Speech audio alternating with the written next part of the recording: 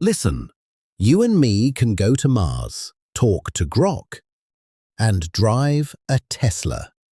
Elon Musk isn't satisfied.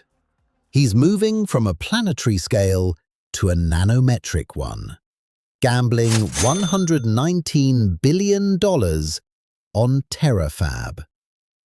What's the limit of the richest man on the planet? Yes!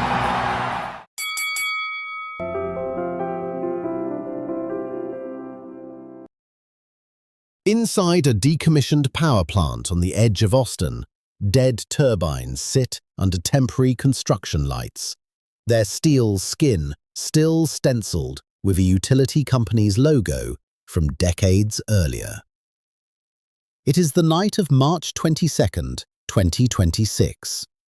Elon Musk crosses the floor where transformers once converted coal into current, and behind him, a screen ignites with a single word: Terafab. According to a company statement released that same night, the facility was pitched as a vertically integrated fab capable of building logic, memory, and advanced packaging under one roof. Chips for Tesla's Optimus robots, chips for SpaceX's orbital data centers, chips for a company Musk had just folded into both. He told the room that global chip production covered roughly 3% of what his companies would eventually require. 3%. That number is the causal hinge of everything that follows. Not a shortfall he stumbled into, but a dependency he had decided he would no longer tolerate. 2 months later, a different kind of document surfaced, and it told a quieter story. In a filing lodged with the US Securities and Exchange Commission in May 2026, SpaceX described Terafab not as a certainty, but as a general framework.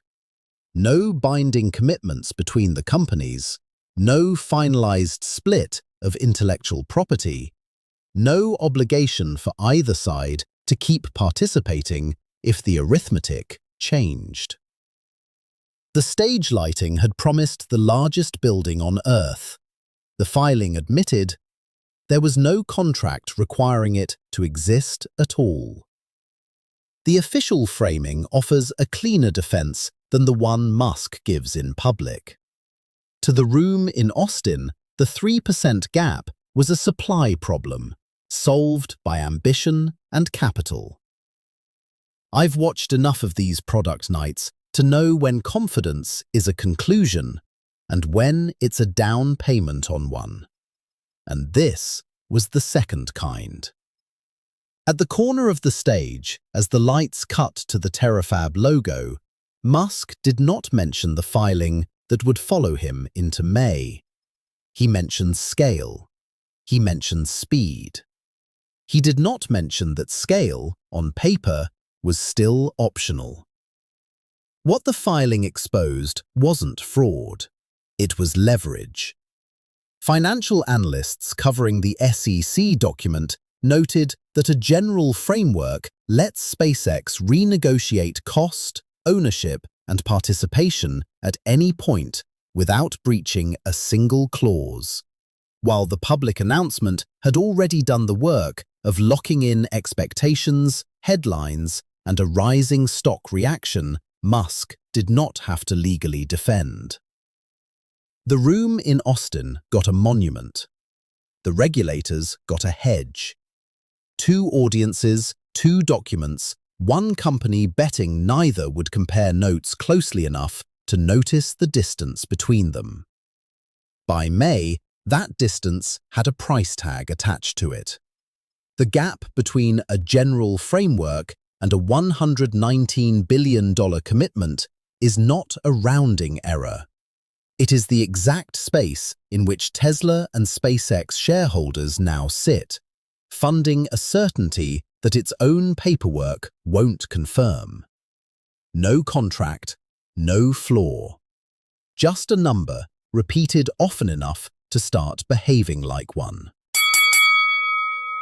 On the morning of August 6, 2026, a wire transfer lands in the account of Grimes County, Texas.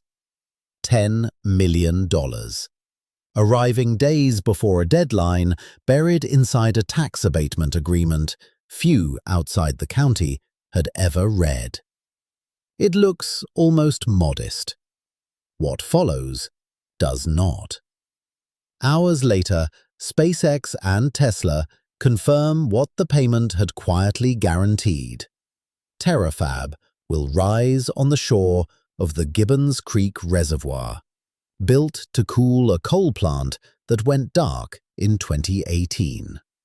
According to Electrek's reporting, the companies now own the Navasota River pumping station, once used to feed that reservoir, and plan to run the fab on private natural gas plants rather than draw from the state's public grid.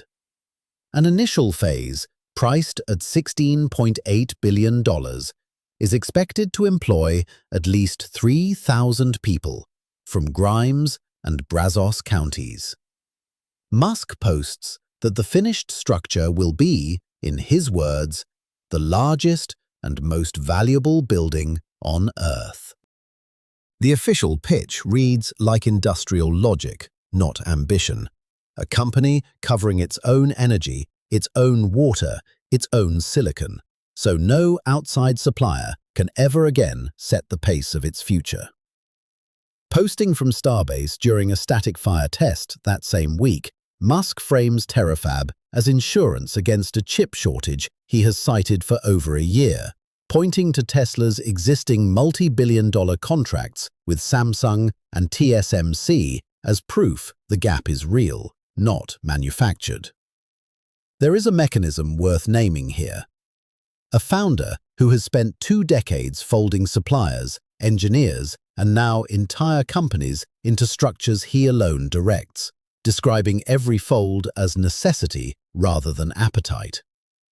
What the framing leaves out is the arithmetic behind it. The same SpaceX paperwork that hedges on Terafab's binding commitments also confirms Musk's control over the company he is fusing it into. 93.6% of Class B shares, close to 80% of the vote, built in part on the $250 billion in new stock SpaceX issued to absorb xAI in February. What does this consolidation actually cost the shareholders funding it? Not oversight in theory, oversight in practice. The difference between owning a piece of the vision and being permitted to watch it. 25% of Terafab's output, Musk says, will run Optimus. 75% will run machines in orbit. The company that started by building cars for people who drive them is now, by his own arithmetic, mostly in the business of things that don't need him to be right about anyone's commute at all. 10 million closed it. 16 billion opens construction. What 119 billion eventually buys, and who by then still holds a vote, is not a question Grimes County was ever asked to answer.